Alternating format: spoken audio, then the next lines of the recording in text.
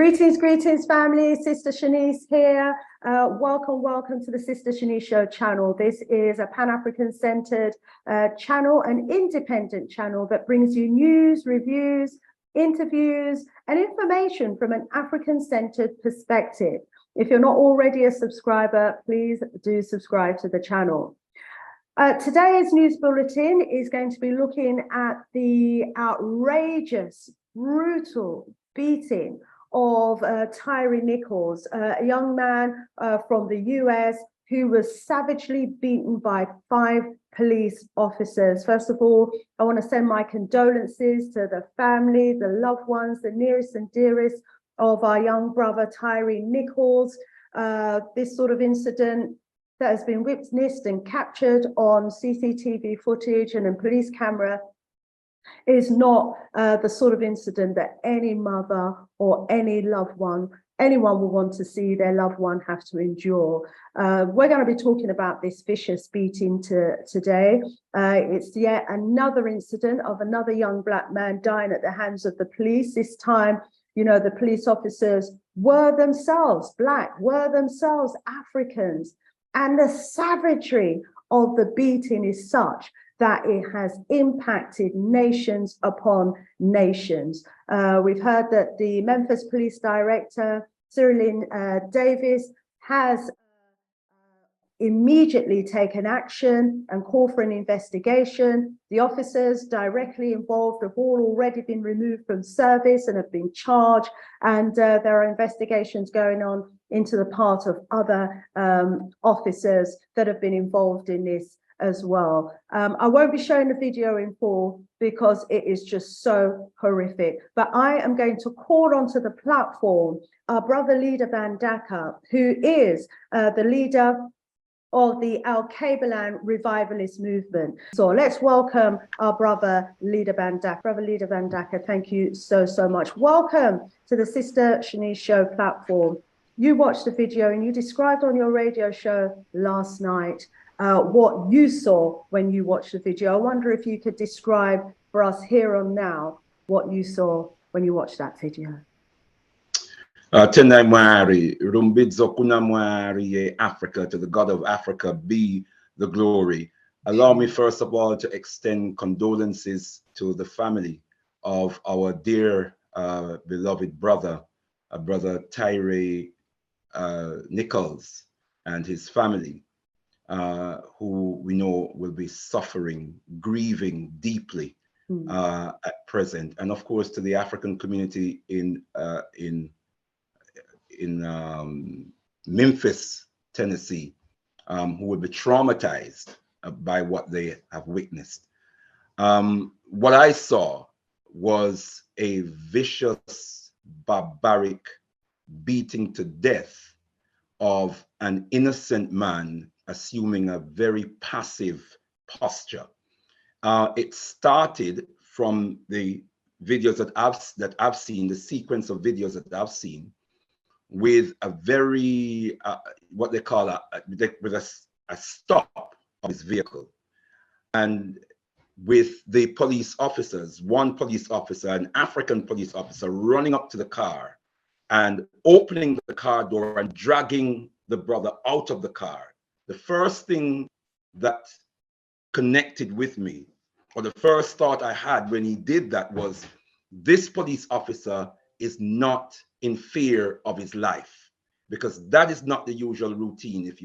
If you feel that the suspect presents a threat, you stand off at a safe distance. You would have your service revolver drawn for your protection. You would order the person to come out the car and show their hands. He did not do that. He ran up to the car, opened the door, and pulled the brother out and started aggressively throwing the brother around as if he was a rag doll. And then the next thing I saw was presumably a police officer holding a taser pointed towards Tyree, pointed towards him, and you could see the white hands. You saw white arms and white hands. Apparently, it was his camera that was filming the incident where the first police officer pulled the brother out of the car. And the next thing I saw was a number of police officers on the brother, pepper spraying him, hitting him, ordering him to put his hand behind his back, but at the same time, they're manhandling him.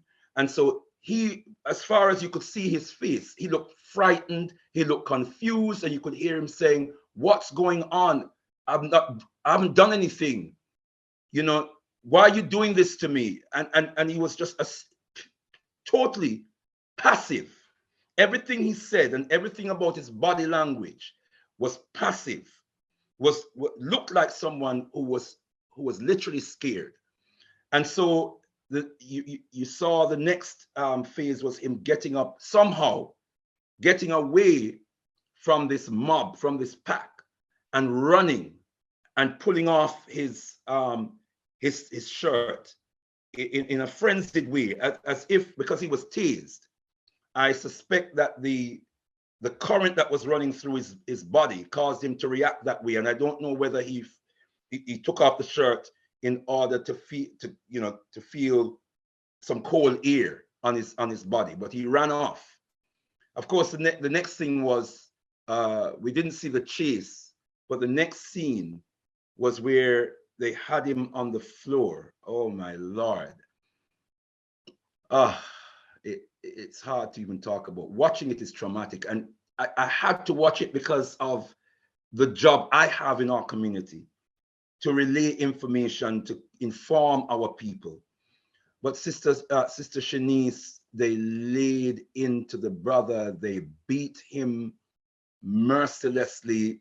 I saw one thug called a police officer run up to him and aimed. You could see him aiming to kick the brother in his head, and he kicked him so hard, he himself almost fell back. Such was the force that he kicked the young brother Tyree with. I'm a father, and he's younger than my youngest child. My youngest child is 31 years of age. He's younger than my youngest son. And he backed up and moved in again as if to gain more momentum, and launch another kick to the head. And you could see the head of young Tyree go back when he kicked him. You saw another police officer after that, so-called police officer, come up with, I think they call this particular type of truncheon an asp, because you can extend it and contract it. And he extended it, and again wound himself up to launch several blows on the top part of our brother's body. And then they picked him up and had his hand cuffed behind his back, whilst one of the police officers punched him repeatedly so hard you could see his head snapping from one side to the next. And eventually he buckled, as in the case of a boxer who's taken a punch and is about to go down, and they held him up so he didn't go down, so he could be punched and punched again. It's unbelievable, Sister Shanice. You have to see it to believe it. It's so savage. It's so barbaric. There could be no justification on earth for them to do with the brother. It was horrific, to say the very least. It had nothing at all to do with law enforcement.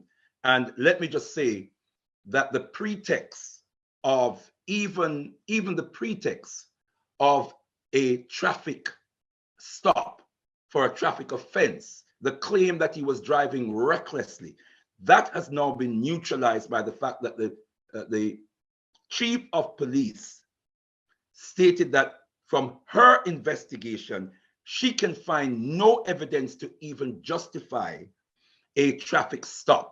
The district attorney can find no evidence to justify a police stop. So it looks as though this had nothing to do with policing. It had nothing to do with crime prevention, which that particular squad, that this particular chief had put in place to fight rising crime, apparently. It had nothing to do with fighting or controlling crime. It had everything to do with the barbaric attack on an African body and a total disregard for African life. Tendai Moari. Tendai Moari, Brother Ldr Mbandaka, you know, it's wrenching. It's so painful to hear, you know, you even describe what happened, much less, you know, to be the victim of such a brutal act. And, you know, I heard you previously describe the incident as a vicious act of self-hate in a system that's systemically racist. I wonder if you could elaborate on that statement for me, please. Yeah, Tendai Moari, as we know, the 5 police officers who were sacked, who were fired from their jobs, were African, were 5 African police officers. But as we also know, the police service or the police force is an endemically institutionally racist institution.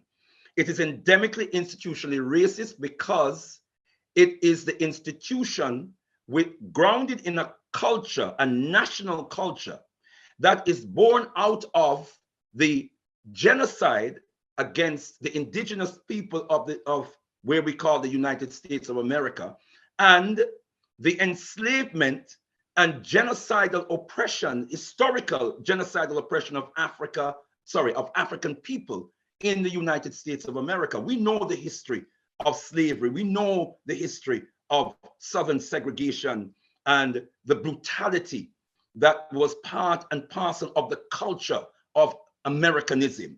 Well, that brutality, that culture of brutality, that culture of oppression, that culture of degradation permeates every institution of American society, much the same as it does here in the UK. What I'm saying is, America is born out, it was born out of the enslavement of African people, and it sustains its wealth and power on the perpetual oppression of African people. And so it is endemic within its culture, and therefore in all of its institutions, to oppress African people, whether it's the educational institution, the criminal justice institution, its religious institutions, social institutions, economic institutions, whatever it is, it will be endemically racist. And so Africans who go into those institutions, in the culture of those institutions, train those Africans and reward those Africans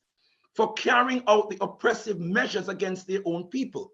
So you will find that African police, and experts are saying this, you know, that the internet is awash with experts, and I've been, you know, trying to study this particular case as much as possible over the last few days to gather as much information as I can. And all the experts are saying the same thing, that what defines the racist nature of policing is not just the race of the police officer towards members of the public. It is the race of the members of the public who the police officers approach, because whether black police officers or white police officers, they tend to use more force against African members of the public or African suspects than they do with white.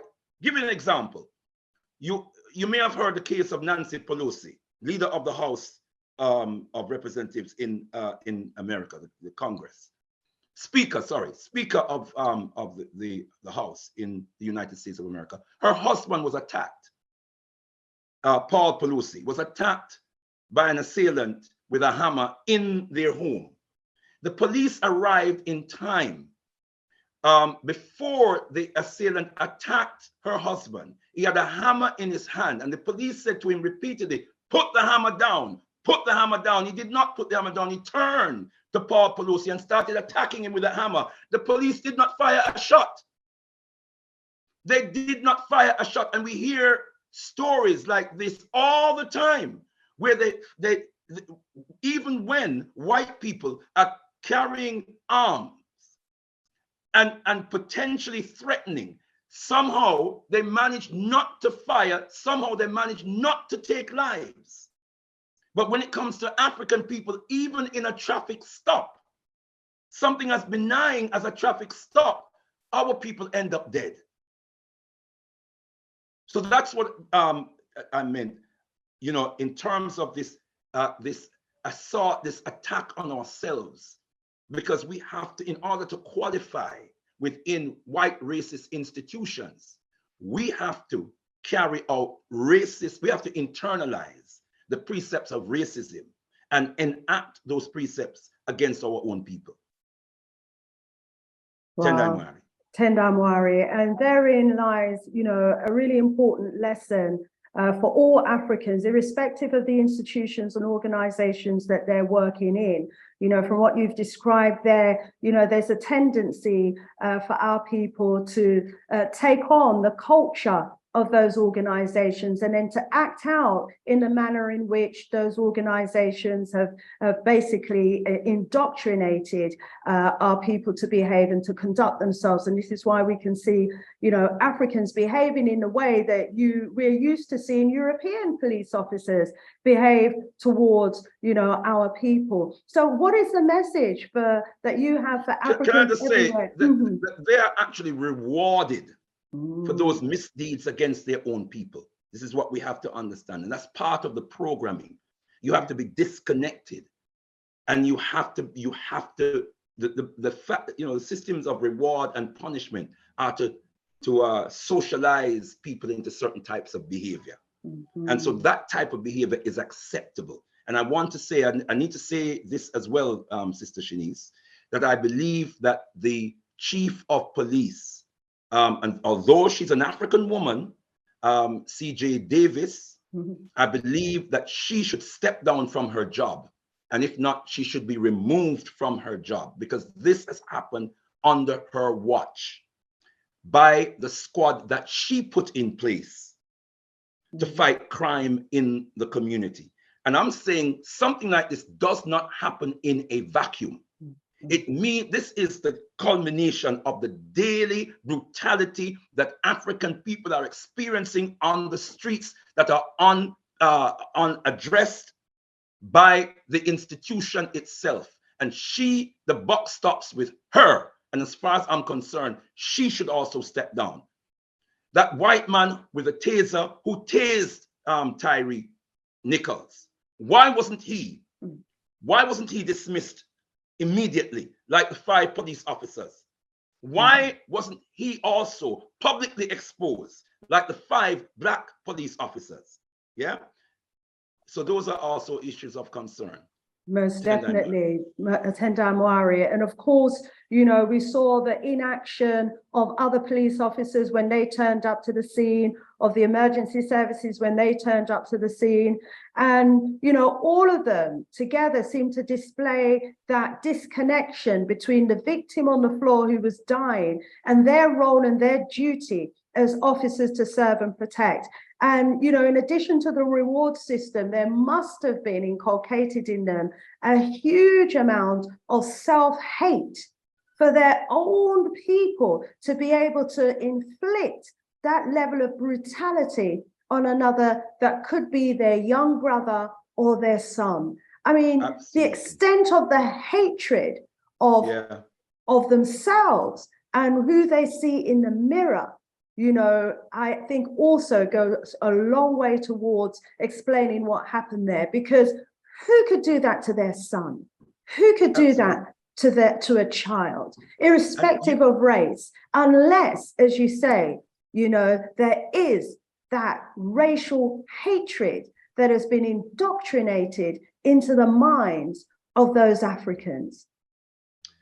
Yes, and can I'm glad you mentioned that that part as well, because it also, the fact that there were so many police officers and officers of other institutions, the paramedics, fire brigade, the fact that there were so many of them present, so many police officers, let's start with them present, and the fact that none of them, not one of them, intervened to either put a stop to the brutality or to assist, to give any kind of humane attention to young brother Tyree, gives the lie to this notion of one bad apple, the bad apple in where was the good cop in all of those police officers? Where was the good cop?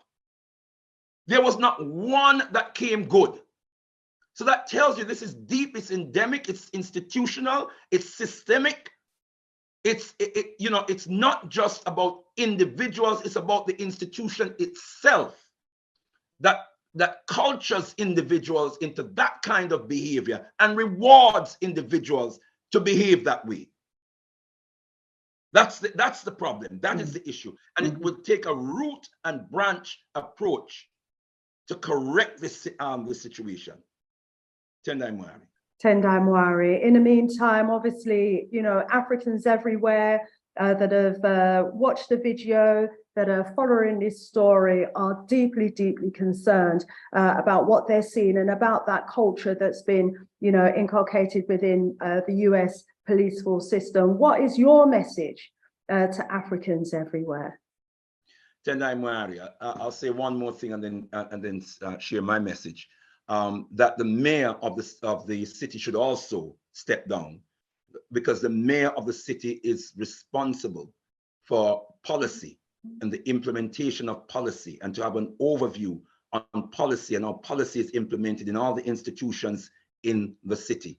The mayor of the city must also take responsibility. The chief of police must take responsibility. And I think when other mayors and other chief of police see that it will come back to them and they will lose their jobs and they will be exposed, they will now be more invested, they'll have a vested interest in correcting the kind of wickedness that is being meted out to the African community on a daily basis. They must not remain in their jobs. We should call also for their resignations or for them to be removed from their posts. Absolutely. Tendai Mwari, my message to our beloved people is based on the command of the most eminent prophet and king, His Excellency Marcus Mosiah Garvey, who says, unite, organize now or perish. That was a clarion call. And when he says unite, organize now or perish, he is giving the alternative for not being united, not being organized, is that we will perish. Because we are existing in perilous times. We are enduring pernicious realities on a daily basis that are destroying our lives and destroying the future of our children and our grandchildren. And the fact that the extent to which we are not united and the extent to which we are not organized is the extent to which we can be exploited, we can be oppressed, we can be downtrodden, we can be degraded, because it is in our unity that we find strength. It is in our organization that we find the solidity. It's in our organization that we find the agency to build those institutions that protects our interests, that promotes our interests as a people. It is only through organization that we can build that conceptual wall of protection around ourselves, by having our own institutions that can deal even with defense and security of our own communities. We can do these things. And the most eminent prophet and king, His Excellency Marcus Mosiah Garvey, in his legacy, demonstrated to us practically and theoretically how it can be done. He did it, beloved brothers and sisters, and shook up the world. And what we need to do is to study his legacy, study the man, study his vision, study his plan, and say, now how do we update it? How do we upgrade it? And how do we implement it in our present time? We are too disunited, we are too disorganized, and that those people who oppress us know how disunited we are, and therefore how weak we are because of our disunity. Know how disorganized we are, and therefore how ill-prepared we are for all of the atrocities that they will heap upon us. We're just not ready for anything, beloved brothers and sisters. That is notwithstanding some good work that we are doing, but we need to join up the dots and we need to organize ourselves as a nation of people. What is a nation?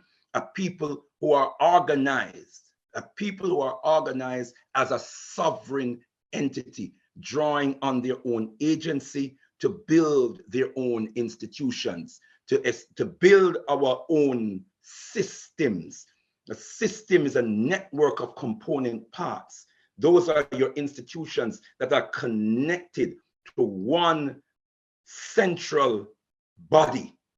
And that central body has an overview of the entire network of operations that will be our national program for self-empowerment, our national program for self-liberation, our national program for economic self-reliance, our national program for self-governance, our national program for science and technological development. We can do it, but we have to change our priorities. Our priorities right now are wrong. We have so much power, so much potential power that we can actualize, but we can only actualize it through unity and through organization. Tendai Mwari. Tendai Mwari. Brother Ldr Mbandaka, we thank you so much for joining the Sister Shanice Show channel to talk about this tragic incident, and for also, giving clarity about where we go from here as a people. So the message is clear, family: organize and unite or perish. We can do it. We have the expertise. Each and every one of us has a role and a responsibility towards the upliftment and the advancement of our nation. Otherwise, we are to be held responsible for what we experience otherwise. So for now, we're going to leave it here. May I just close with the words of the most eminent prophet and king, Sister Shanice? Yes. Who says, unite, organize now or perish. Rise, you mighty African people, for you can accomplish whatever you will. Rumbidzo kunamwari Africa, to the God of Africa be the glory. Thank you very much. Ashe. As we leave you, be lifted up, family. As tragic as this incident is, we have to rise above it. We have to organize. We have to unite. Make sure that you're doing what you can, family, to contribute towards that upliftment of us as a people. Sister Shanice, out of here for now. Thanks again, Brother Ldr Mbandaka.